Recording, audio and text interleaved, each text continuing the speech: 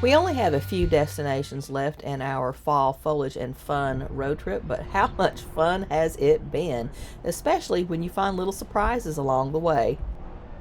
Our family has for many years enjoyed a really good cutthroat game of Monopoly.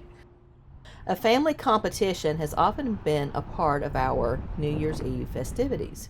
So when we found out you can actually take a ride on the Reading Railroad, we at least needed to stop by. Visiting Boston, Plymouth, and Salem was like taking a walk through the pages of history. And now we're off to Philly, the city of brotherly love, and we begin with a visit to Love itself. Found in John F. Kennedy Plaza, better known as Love Park, just northwest of City Hall, is the famous Robert Indiana sculpture. Installed in 1976, it was briefly removed in 1978, but popular demand brought it back where it belonged, much like the Toronto sign in Nathan Phillips Square in Toronto, Canada, that we had visited earlier on our travels. Walking from Love Park along the Benjamin Franklin Parkway, we found a similar sculpture. The Amour sculpture, also by Robert Indiana, can be found in Philadelphia's Sister Cities Park.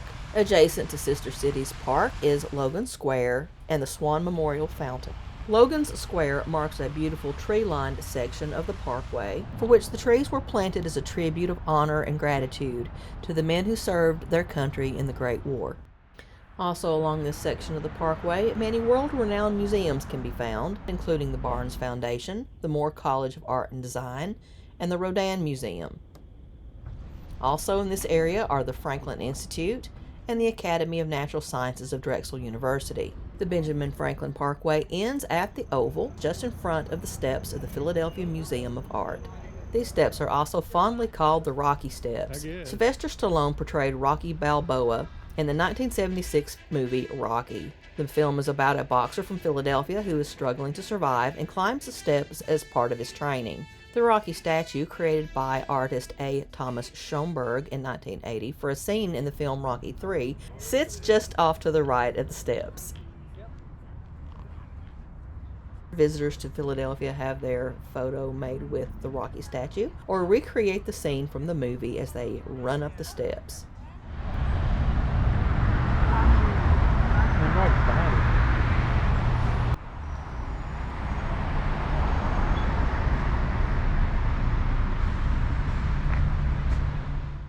The Edgar Allan Poe National Historic Site is the only surviving home of several that Edgar Allan Poe owned in Philadelphia. He lived in this home from 1843 to 1844. His works, The Black Cat and the Gold Bug, were actually published while he was in residence here. The house is maintained by the National Park Service and is open for tours.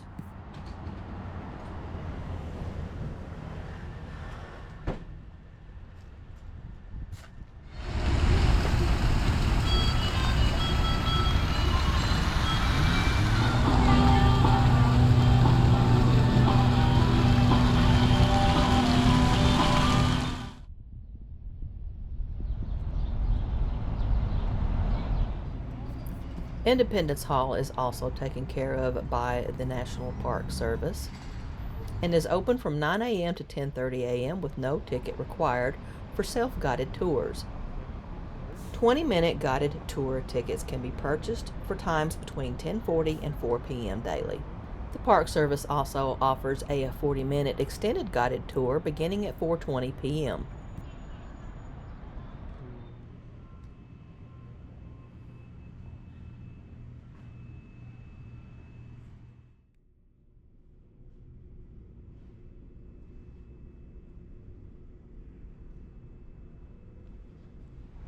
Independence Hall was once constructed to be the Pennsylvania State House. It housed all branches of Pennsylvania's colonial government. In 1776, the Second Continental Congress signed the Declaration of Independence here. 11 years later, delegates to the Constitutional Convention created and signed the United States Constitution. Okay? If we need to leave early, like for an emergency, we have a door at that end and a door at that end. Similarly, if you have by choice for work from Europe and they really didn't deeply care.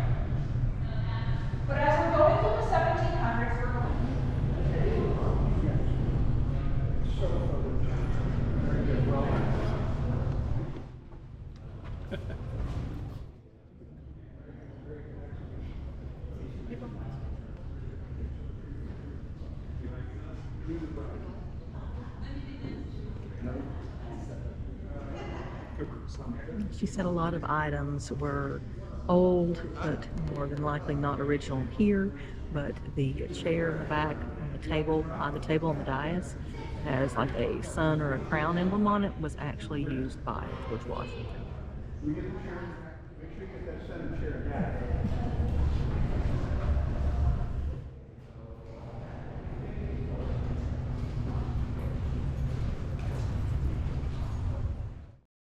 The west wing of Independence Hall contains the Great Essentials exhibit.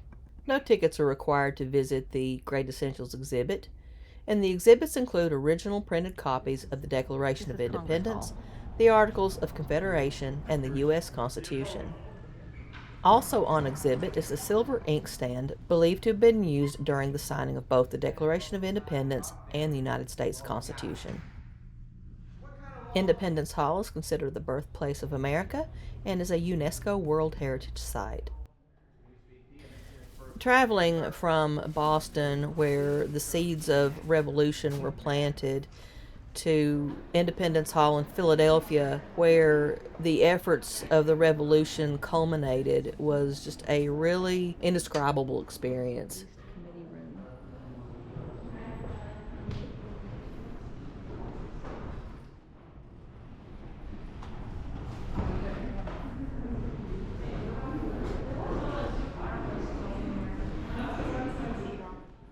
Senate Secretary's office.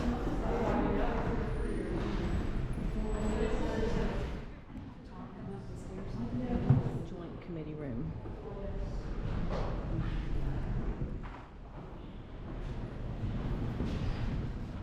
Philosophical Hall. The Pennsylvania State House is now called Independence Hall, and the State House bell is now known as the Liberty Bell. It is possible that an unstable mix of metals made the Liberty Bell and other bells of the time brittle. The crack that you see in the Liberty Bell today is due to an attempted repair. The repair was unsuccessful, and eventually the original crack returned and lengthened, resulting in the Liberty Bell being removed from service. The Liberty Bell is now on display a short walk away from Independence Hall in the Liberty Bell Center. Reading Terminal Market is one of the nation's oldest and largest public markets, first opened in 1893 and housed in the National Historic Landmark building.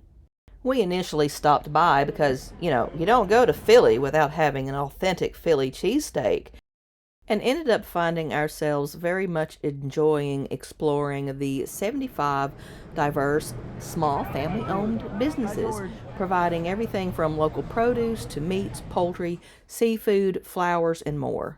And by the way, the cheesesteak was the best I've ever had. Stay with us as we have fun at the Delaware Renaissance Fair and Colonial Williamsburg. We'll see you later.